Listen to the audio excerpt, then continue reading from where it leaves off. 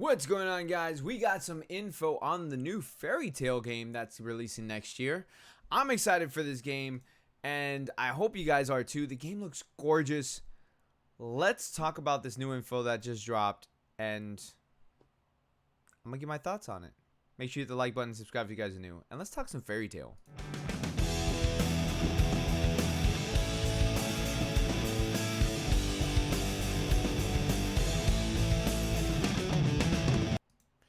Alright guys, so Fairy Tail game is about 30 hours long and has legend class magic. This article is coming from Gematsu. And first of all, Fairy Tail is being developed by Gust and Koei Tecmo. I'm excited for this game. And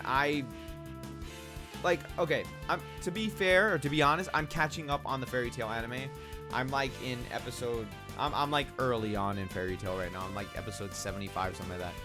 And so I'm catching up on it, and I know that the anime just recently ended, but still, I'm excited for this game, and just because I'm an RPG fan.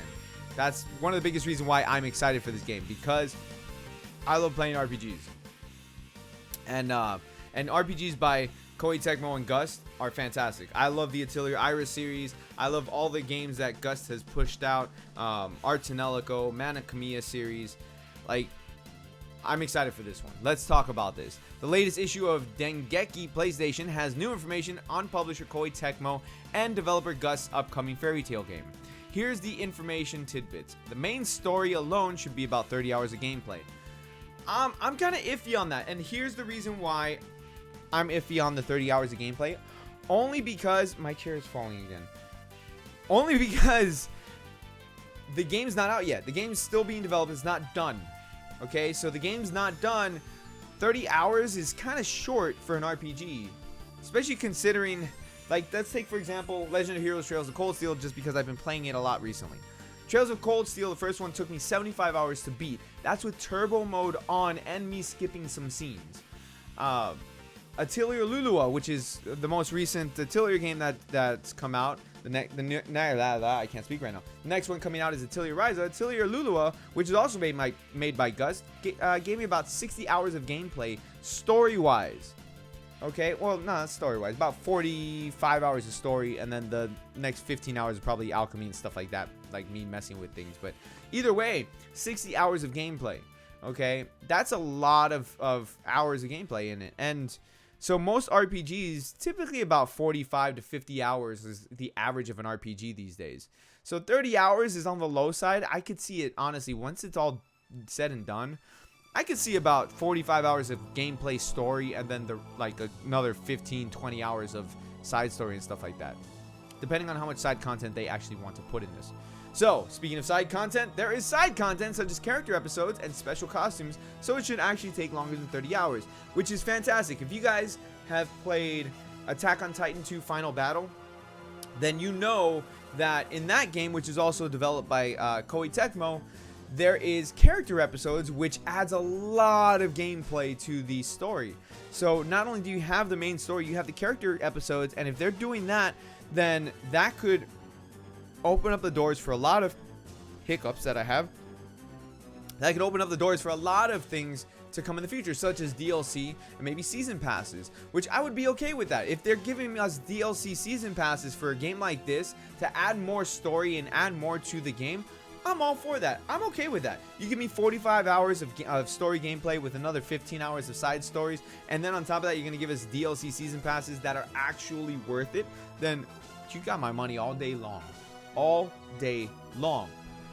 Game unique stories will appear, such as requests related to characters that do not appear much in the original manga or anime, which is great. That was one of the things that people were concerned about with this game. Are they going to be doing an original story? Are they going to be following a storyline that is anime or manga specific?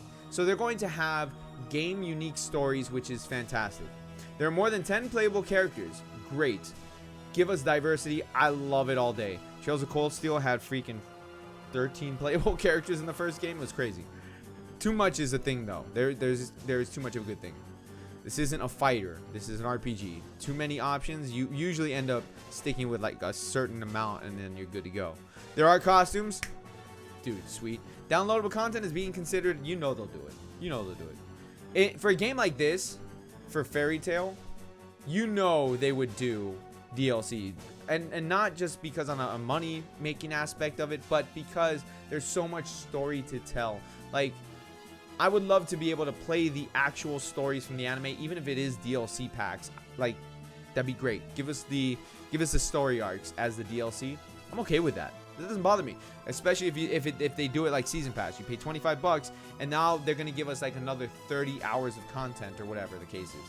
I hope it's not $25. Most likely it would be if they're doing season passes. That's usually how they handle things like that.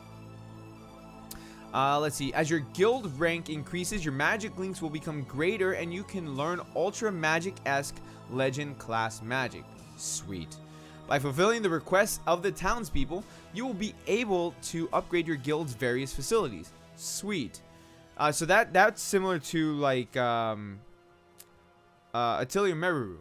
So Atelier Meru, you upgrade the town and stuff like that, which that's the only game that I can think off the top of my head to kind of compare in that regard. Let's see here.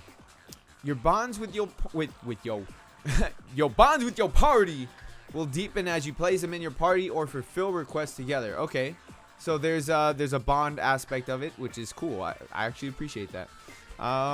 Let's see. Battles are command based as previously announced. So we talked about this before, and a lot of people are really salty about this. This game is turn based. Some people are like, oh, it's an anime game, it's a shonen, it can't be turn based, it needs to be action based. Look, for me, I'm so sick of the action based arena freaking RPGs and fighters. I'm so sick of them. Every game, every shonen anime inspired game resorts to that, and I am so sick of that. Like, you have Naruto, you have One Piece, you have Dragon Ball. All of them are basically copy paste of each other. I would rather have a turn-based RPG. It's different, and we get to enjoy each character as they are instead of just playing one character. You know, like, to have them all at my command at one time is fantastic. I love that. I'm okay with that. It doesn't bother me. If it bothers you, then that's okay too. Then maybe you don't get this game. Maybe this game is not for you, but this game is more for RPG players like myself or just Fairy Tail fans in general. So play while considering things like, when should I do this? What should I do to it? Or what should I do it to? What magic should I use? And who should I use it on? And that's okay. For old school RPG players, here's the difference between a classic RPG and a current RPG, and I'm going to give you a very good example of this. Okay, so let me go ahead and get my trusty games out. Give me a second here. Okay, so in order to compare these properly, we're going to compare, let's say, Star Ocean, right? Okay, that's a good comparison. We're going to compare Final Fantasy VIII.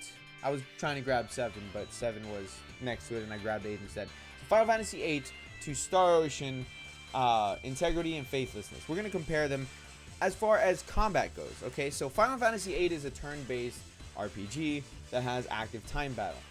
So the way that it works is, like they said, when should I do this? Who should I do it to? What magic should I use? And who should I use it on? So that's the way that these games work. You have your characters that you control, your three characters in your party, and with those characters, you then go ahead and make your decisions to be able to defeat the enemy. So there's a bit more strategy in a game such as this, where it's a turn-based RPG. You have to think of how you're going to defeat your enemy. And then you have Star Ocean, Integrity and Faithfulness. Hack and slash. That's it. Hack and slash. There's no other way for me to put it into perspective except hack and slash. I mean, Kingdom Hearts, hack and slash. Final Fantasy 15, hack and slash. Final Fantasy 7 Remake, unfortunately, hack and slash, but they are going to have a turn-based aspect of it, which is actually really, really good. So it's best of both worlds on that. Cue Miley Cyrus. No, I'm not going to. Copyright strike. Boom, right there. Alright, so support character. Makarov can assist you with fairy law-esque ultra magic. Sweet. There are characters that support each facility job and the like within the guild. Fairy Tail is due out for PlayStation 4, Switch, and PC worldwide 2020. So, look, that's a lot of info to take. The biggest tidbits to take on this is the fact that the game, they're stating 30 hours. I'm going to say about 45 is probably where it will be by the time the game actually comes out. I'll try to get more information as I can. Hopefully, they over in the Koei Tecmo Discord, they'll, we'll be able to squeeze out a little bit more information from from the marketing team over there. But at the end of the day, I'm excited for this game. Again, I'm a huge RPG fan, and I mean, we'll know more as the game gets closer to release. So let me know what you guys think of the game information. Let me know what you guys think about the game in general so far, of everything that you've seen. And let me know down in the comment section. Let's have that conversation. Hit the like button, subscribe if you guys are new. I'll catch you all in the next video. Thank you so much for watching. Good game, guys.